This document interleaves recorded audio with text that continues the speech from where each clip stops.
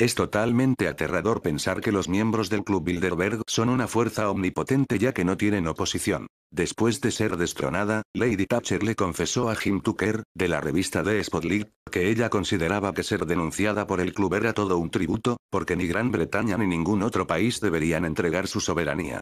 Sin embargo, se puede decir que Lady Thatcher tiene suerte de seguir con vida.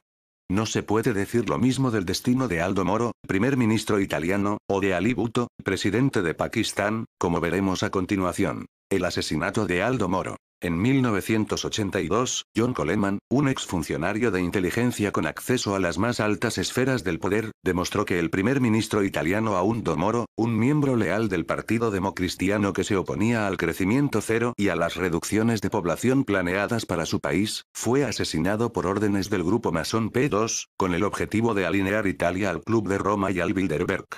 El país transalpino debía ser desindustrializado y ver reducida su población. Coleman afirma en su libro que los globalizadores querían usar Italia para desestabilizar Oriente Medio, su principal objetivo. Los planes de Moro para estabilizar Italia a través del pleno empleo y la paz industrial y política habrían reforzado la oposición católica al comunismo y hecho mucho más difícil la desestabilización de Oriente Medio. Coleman describe en su libro, con mucho detalle, aquella secuencia de eventos que paralizaron a la nación italiana. Cómo Moro fue secuestrado por las Brigadas Rojas en la primavera de 1978 a plena luz del día para después ser brutalmente tiroteado junto a sus guardaespaldas. El 10 de noviembre de 1982, Corrado Guerzoni, un buen amigo del primer ministro asesinado, declaró en el juicio que Moro había sido amenazado por un agente del Royal Institute for International Affairs, RILA, miembro también del club, mientras esa persona todavía era secretario de Estado de Estados Unidos. Coleman explica también cómo en el juicio a los miembros de las Brigadas Rojas, varios de ellos declararon que sabían que importantes personalidades de Estados Unidos se hallaban implicadas en el complot para matar a Moro. En junio y julio de 1982, la viuda de Aldo Moro declaró que el asesinato de su marido se produjo tras unas amenazas llevadas a cabo por una figura de la política americana de alto rango. Cuando el juez le preguntó en qué consistía la amenaza, la señora Eleanora Moro repitió la misma frase que Guerzoni atribuye a Kissinger en su testimonio: o abandonas tu línea política o lo pagarás con tu vida. En una de las páginas más escalofriantes de su libro, Coleman escribe lo siguiente. El juez le preguntó a Guerzoni si podía identificar a la persona de la que hablaba la señora Moro. Guerzoni contestó que se trataba de Henry Kissinger, como ya había declarado. ¿Por qué querría un diplomático estadounidense de alto rango amenazar a un político de una nación independiente europea? La respuesta es que, obviamente, Kissinger no estaba representando los intereses de Estados Unidos, sino que actuaba siguiendo instrucciones recibidas por parte del grupo Bilderberg. El testimonio de Guerzoni, potencialmente dañino para las relaciones entre Estados Unidos e Italia, fue instantáneamente emitido en toda Europa Occidental el mismo 10 de noviembre de 1982. Catherine Graham, directora del Washington Post y C.L. Sulzberger, del New York Times, recibieron instrucciones de la Fundación Rockefeller para suprimir esa información en todo Estados Unidos. Ninguna televisión estimó que la noticia mereciera la atención del público, aun cuando Kissinger era acusado de unos crímenes gravísimos. Como veremos en el capítulo 2 sobre el CFR, todo esto no debe sorprendernos. Las noticias que los estadounidenses obtienen de la televisión, los periódicos y la radio están controladas por el entramado Bilderberg/Compárese. El 17 de diciembre de 1981, el general del ejército de Estados Unidos, James L. Dozier, el oficial de más alto rango del cuartel general de la OTAN en Verona, Italia, fue secuestrado por terroristas de las Brigadas Rojas. El 28 de enero de 1982 fue liberado por un equipo de carabineros de élite de una prisión popular de Padua. Dozier tiene órdenes de no revelar lo que sucedió. Si se decidiese a hablar, sin duda sufriría el mismo destino que el primer ministro. Asesinato de Ali Bhutto, Pakistán. Aldo Moro no fue el único líder que sufrió en sus carnes la ira de los Bilderbergers. Según John Coleman, Kissinger también amenazó a Ali Bhutto, presidente de Pakistán.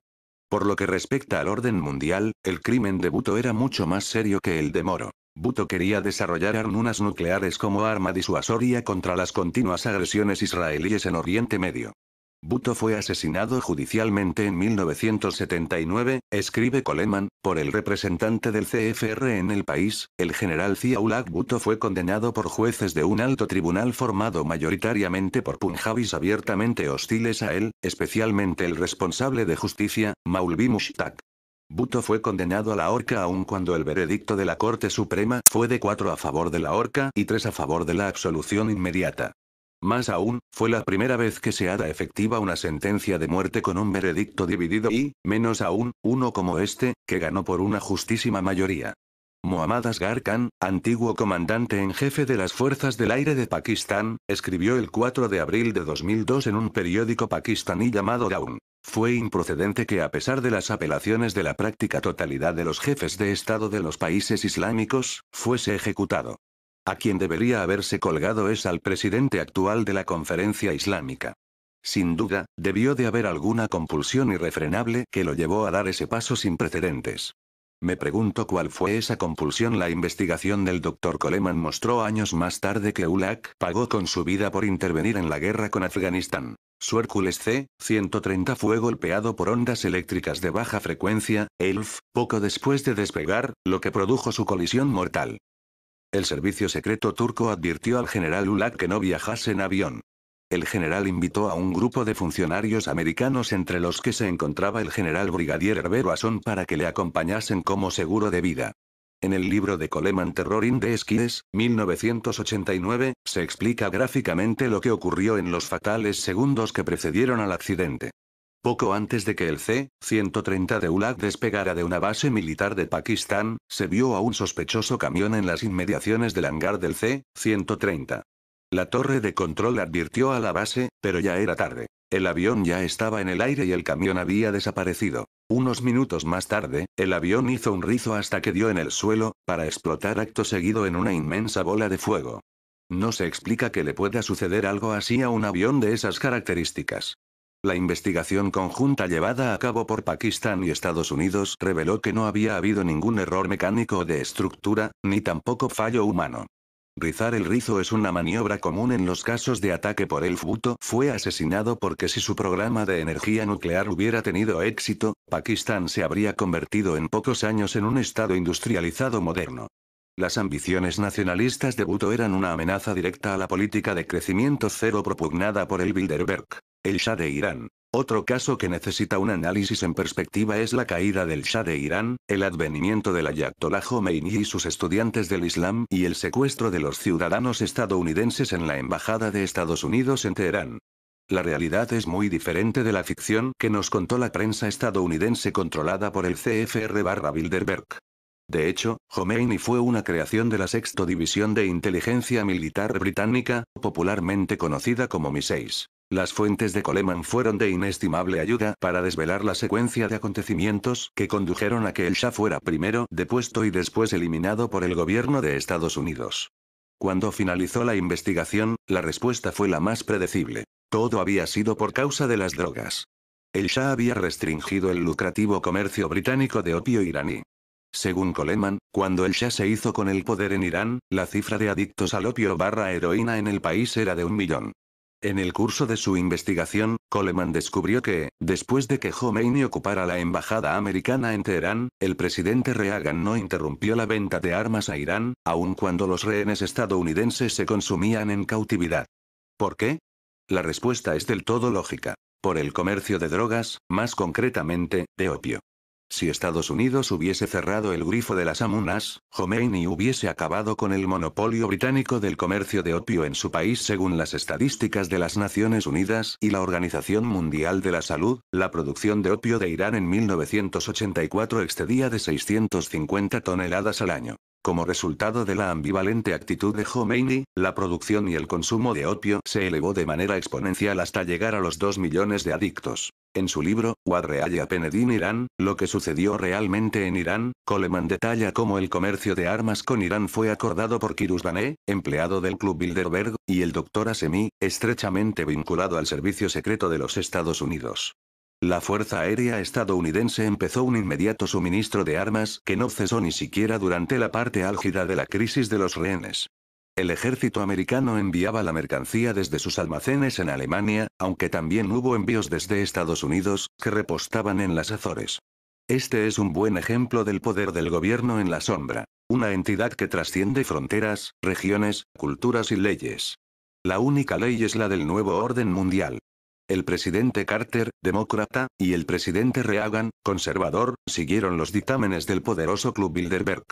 Si hubiesen desobedecido, habrían sufrido, como veremos a continuación, consecuencias similares a las que se cernieron sobre dos presidentes. Kennedy, demócrata, y Nixon, conservador. En lo que respecta a la política y las finanzas, el periodista Jim Tucker es categórico sobre el hecho de que Bilderberg se halla en lo más alto de la pirámide. Es el ojo que todo lo ve, encargado de construir un nuevo orden mundial. Este sistema de gobierno único, que se mueve en las sombras, emplea un lenguaje florido que habla de la aldea global, pero solo pretende poner en manos de unos pocos todo el poder político y económico del mundo. Debe sorprendernos entonces que el nuevo orden mundial intente con tanto ahínco eliminar todas y cada una de las constituciones existentes sobre la Tierra. El nuevo orden mundial y el Watergate. Como veremos a continuación, en el caso Watergate hay una tremenda confusión de identidades y la justicia brilla por su ausencia. La verdad detrás del asunto nunca ha sido revelada porque los culpables son los mismos que causaron la caída del Shah, la guerra de las Malvinas, la muerte de Aldo Moro y la de Ali Bhutto. Nixon no hizo un uso ilegítimo de sus poderes como presidente. Al contrario de lo que siempre ha afirmado el Washington Post, no hubo ninguna evidencia de que Nixon abusase de su poder. Si cometió algún crimen fue no defender la Constitución de los Estados Unidos de América, tal y como juró en la ceremonia de posesión de su cargo. Para ello hubiese tenido que proceder contra Catherine Meyer Graham, directora del Washington Post, y contra Ben Bradley, editor jefe, por conspiración e insurrección. En su libro, Conspirators Hierarchy. The Story of the Committee of 300, John Coleman, funcionario de inteligencia con acceso a los documentos más confidenciales del mundo, como ya he dicho, afirma que Catherine Graham asesinó a su marido Philip L. Graham, un suceso clasificado oficialmente como suicidio por el FBI. El hecho de que una acusación tan grave como esa no fuese jamás contestada en los tribunales, especialmente en un país tan litigante como Estados Unidos, es prueba suficiente de que Catherine Graham, miembro del Club Bilderberg, del CFR y de la Comisión Trilateral, además de multimillonaria, era consciente de que no hubiese podido convencer nunca a un jurado, compuesto por la sucia masa que tanto desprecian los globalizadores, de que John Coleman la había difamado. Según fuentes presentes en las reuniones de Bilderberg durante la década de 1970, el papel del Washington Post era mantener la atención sobre Nixon con una revelación después de otra, y engendrar un clima de desconfianza pública hacia el presidente, aun cuando no hubiese ni un ápice de evidencia que apoyase tales acusaciones. El caso Watergate muestra el inmenso poder que tiene la prensa o los que controlan los medios de comunicación estadounidenses, es decir, el CFR, del que hablaremos ampliamente en el capítulo 2. La fabricada crisis de Watergate hirió de muerte a la oficina de la presidencia y asaltó las instituciones sobre las que se levanta la República de los Estados Unidos. Todo ello, debidamente planificado por los miembros del club y el nuevo orden mundial. Una Norteamérica fuerte e independiente, con un jefe de Estado incorruptible, hubiese hecho irrealizables los planes del nuevo orden mundial de conquistarlo todo. Otros traidores fueron Morton H. Alperin, miembro senior del CFR, Brookings Institution y director del Consejo de Planificación Política para la Seguridad Nacional, institución a favor del orden mundial. Daniel Ellsberg, autor de los papeles del Pentágono, véase más adelante para más detalles, y David Young, jefe de los famosos fontaneros del gobierno, agentes que trabajaban para la Unidad de Investigaciones Especiales de la Casa Blanca, creada por Nixon, esto es, por Kissinger con dinero de Pennzoil y otros socios de George Bush. Después de hacerse público el escándalo, Nixon fue obligado a dimitir por causa de unas grabaciones en las que hablaba de frustrar las investigaciones de Watergate. Fue David Young, que trabajó para los Rockefeller y fue designado por Kissinger, quien hizo las grabaciones que fueron reveladas por Butterworth, el vínculo de la Casa Blanca con el servicio secreto dirigido por Kissinger. Asimismo hay que incluir a James McCord, exagente de la CIA y del FBI, director de seguridad del Comité para la Reelección del presidente Nixon, responsable de dejar, accidentalmente, la tristemente famosa cinta magnetofónica en una puerta del edificio Watergate que alertó a un guardia de seguridad. McCord fue detenido la noche del robo junto con otros 4 hombres. Fue condenado por 6 cargos. Más tarde, escribiría una carta a John J. Sirica, el juez del caso Watergate, afirmando que se había cometido perjurio. Las alegaciones de McCord de que la Casa Blanca sabía del allanamiento y que intentó esconderlo fueron cruciales para que las investigaciones siguiesen adelante. También Joseph Califano, consejero legal de la Convención Nacional Demócrata y uno de los lacayos de la reina de Inglaterra de mayor poder en Estados Unidos, así como también el célebre profesor Noam Chomsky del IX, Instituto de Estudios Políticos, pues uno de los principales objetivos del IX, diseñado por el Instituto Tavistock, era extender los ideales del socialismo nihilista de izquierdas como movimiento base en Estados Unidos a fin de crear caos y malestar. Y los funcionarios de la CIA que fueron a la vivienda de McCord, espía del Watergate, para quemar todos sus documentos. El Watergate demuestra, una vez más, que el Club Bilderberg ejerce un control total sobre Estados Unidos. Los 2 nombres que faltan de la lista son los más viles traidores de Estados Unidos, culpables de la más alta sedición. Uno de ellos es el general A1 Alexander Haig. Este militar, arribista y trepador, que no ha dirigido a un solo soldado en el campo de batalla, ha tenido la carrera más meteórica de toda la historia militar de Estados Unidos, dejando atrás a más de 400 generales de diferentes países de la OTAN y Estados Unidos. Todo gracias a los servicios prestados a un gobierno paralelo e invisible que lo ha convertido en general de 4 estrellas. Haig es el producto de la Mesa Redonda, un grupo paralelo al de Bilderberg. En su Tavistock Institute, Sinister and Deadly, el primer libro en hablar sobre los siniestros planes del principal instituto de lavado de cerebro del mundo, John Coleman desvela los acuerdos secretos entre el gobierno invisible, los políticos estadounidenses y la prensa sometida.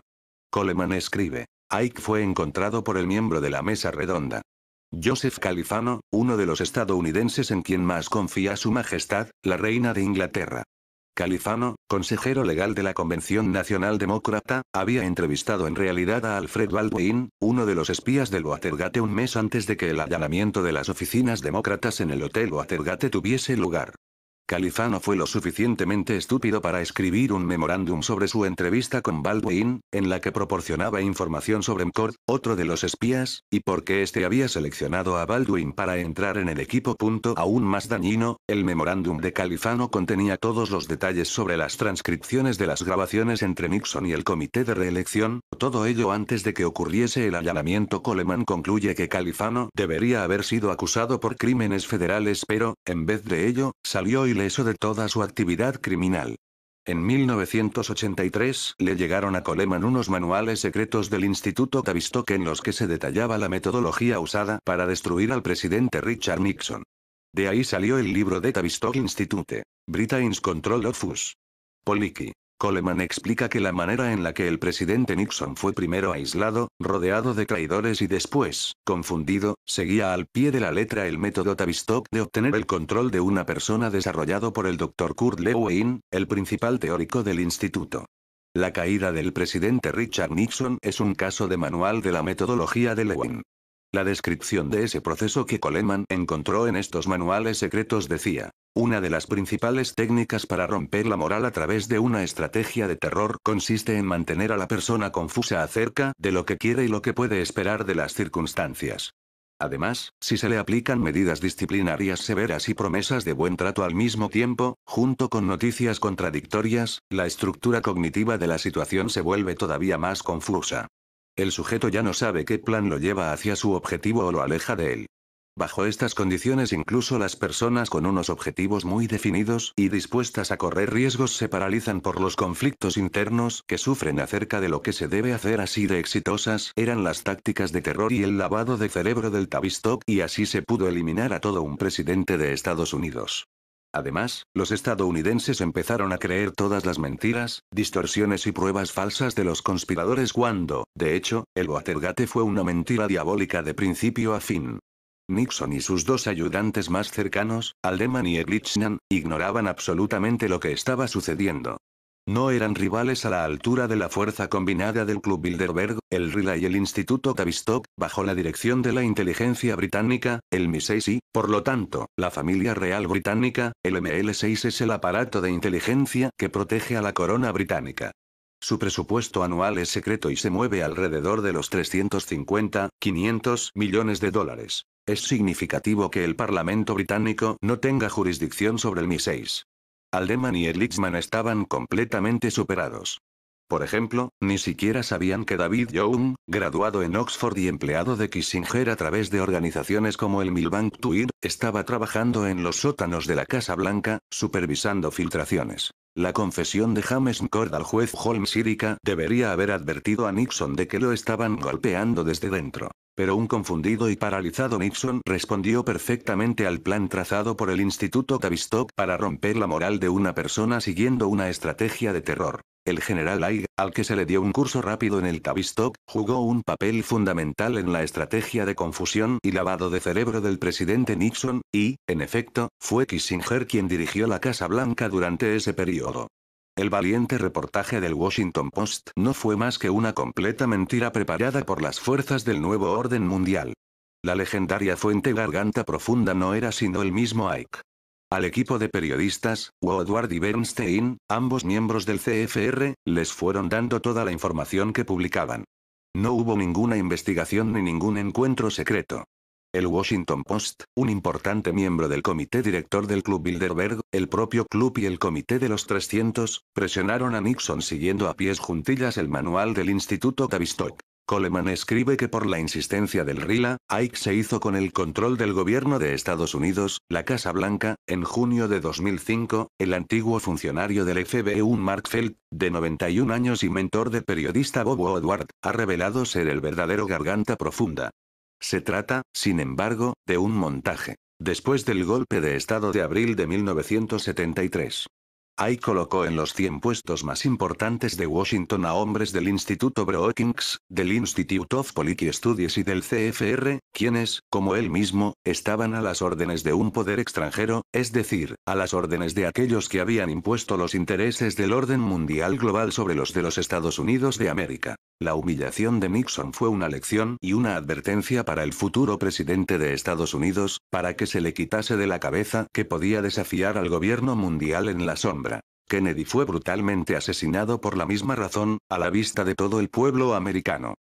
Pero John Coleman y Lyndon LaRouche, este último candidato demócrata a la presidencia en el pasado y editor de la excelente Executive Intelligence Review llevaron a cabo su propia investigación sobre el Watergate y los papeles del Pentágono y llegaron a la misma conclusión. El propósito de la humillación quedó mucho más claro en el episodio de los papeles del Pentágono y la subsiguiente designación de Schlesinger, en la Comisión de la Energía Atómica, dentro de la administración Nixon, cuyo objetivo era detener el desarrollo de la energía atómica. El lector ya habrá deducido que todo ello eran factores claves para la desindustrialización de Estados Unidos, tal y como planeaban el Club Bilderberg, el Club de Roma y el Comité de los 300.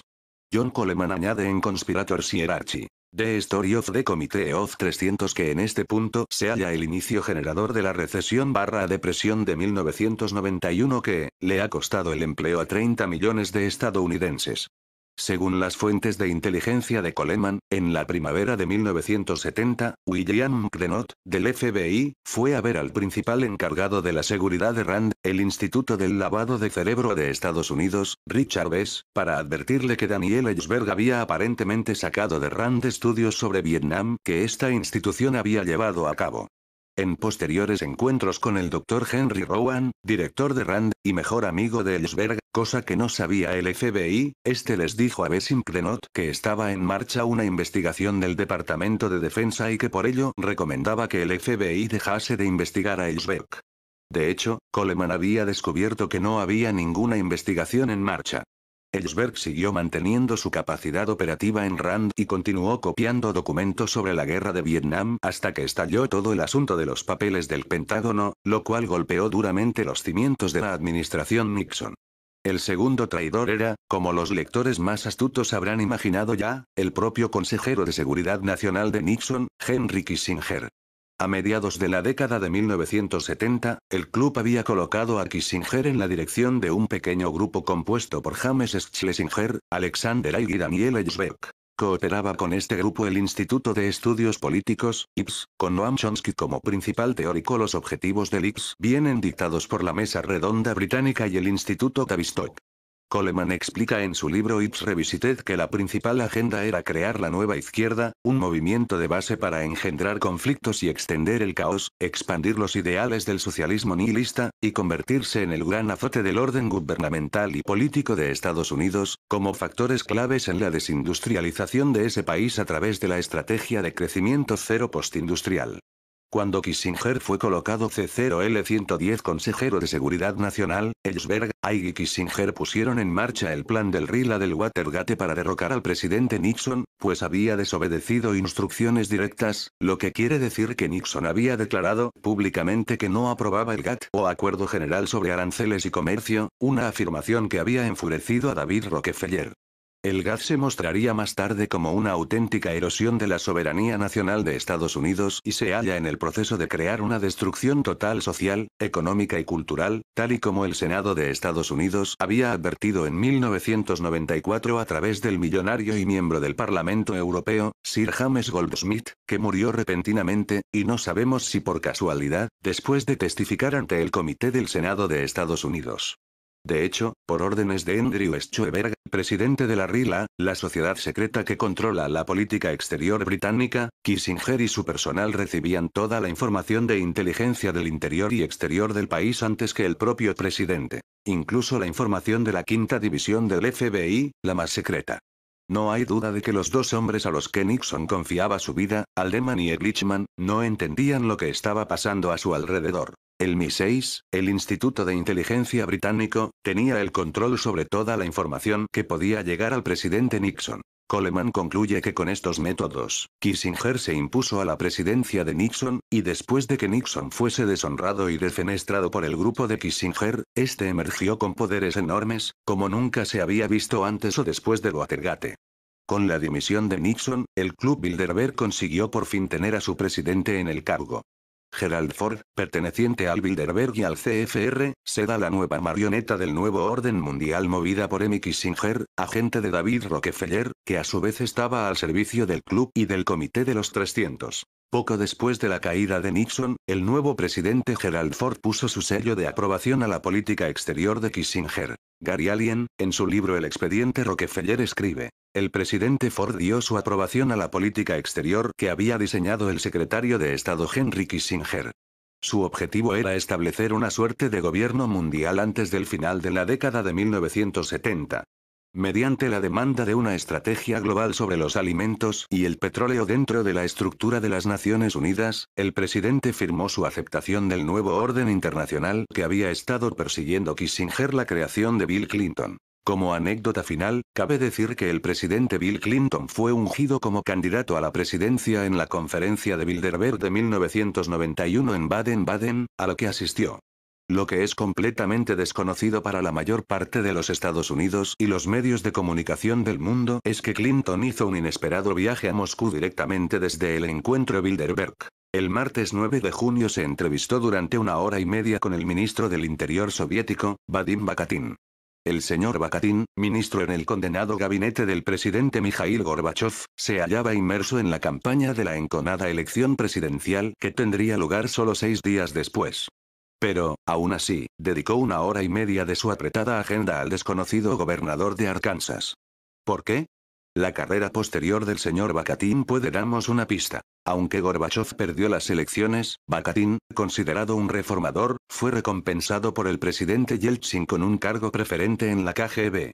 Podría ser que el presidente Clinton fuese enviado directamente a Moscú por el Club Bilderberg para conseguir que enterrasen los informes del KGB sobre la juventud del propio Clinton y sus actividades en contra de la guerra del Vietnam 2 meses y medio antes de anunciar su candidatura a la presidencia. Uno de los pocos periódicos estadounidenses que cubrió esta historia fue el Arkansas Democrat, que la tituló Clinton tiene un poderoso amigo en la URSS, el nuevo jefe del KGB.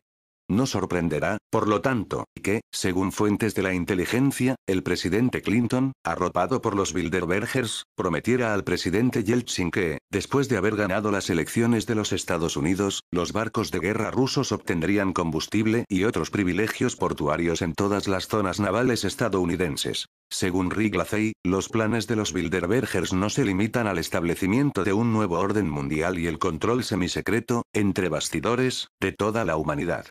Sus planes incluyen el dominio total del planeta, incluida su atmósfera, océanos, continentes y todas las criaturas, sean grandes o pequeñas y ya existentes o por crear. Samuel Berger, ex consejero de Seguridad Nacional de Bill Clinton, dijo recientemente en el Instituto Brookings que la globalización económica, cultural, tecnológica y política, no es una elección. Es un hecho que ya está sucediendo. Es una realidad que avanzará inexorablemente, con o sin nuestra aprobación. Es un hecho que a veces ignoramos con el consiguiente peligro para nosotros. Eso es cierto.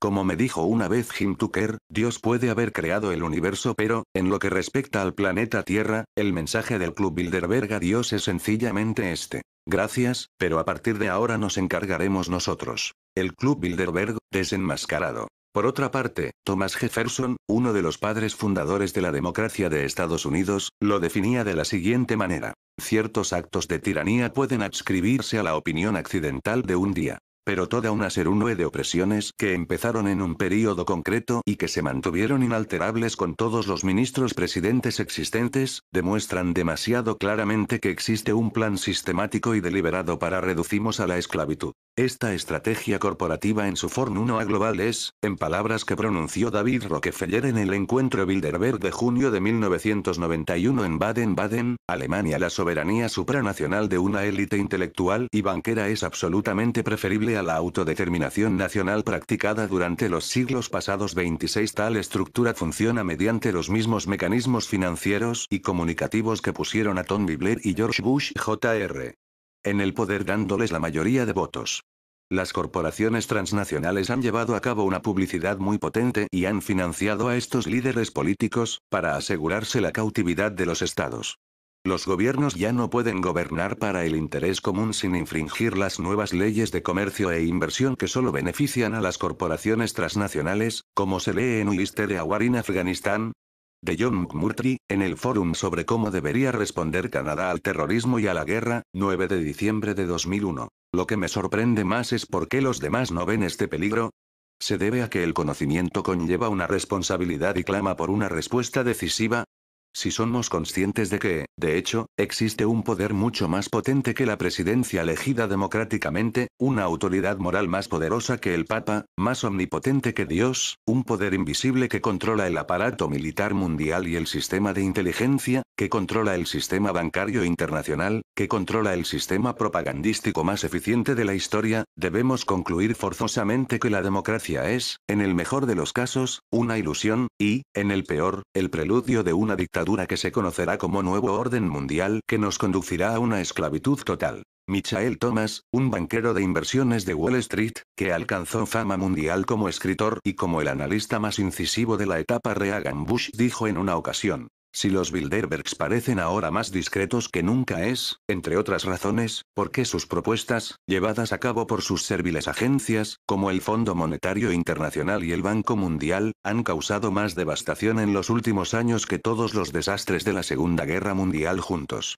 El funesto resultado, escribe el experiodista de la BBC, Tony Gosling, es una visión de la democracia occidental subvertida, en la que las personas que toman las decisiones se ponen de acuerdo no para cosas que son importantes para la gente ordinaria, justicia social, interés común y calidad de vida, sino para reforzar la austeridad económica y conseguir aún mayores ganancias para la élite empresarial y política. Con toda la evidencia en sus manos, la mayoría aún cree que tiene demasiados problemas personales para molestarse con teorías conspirativas. Eso es exactamente lo que el Tavistock perseguía. Acorralados por el caos, reaccionamos como lo hizo Nixon cuando fue aislado, confundido y después destruido por los planificadores de la globalización.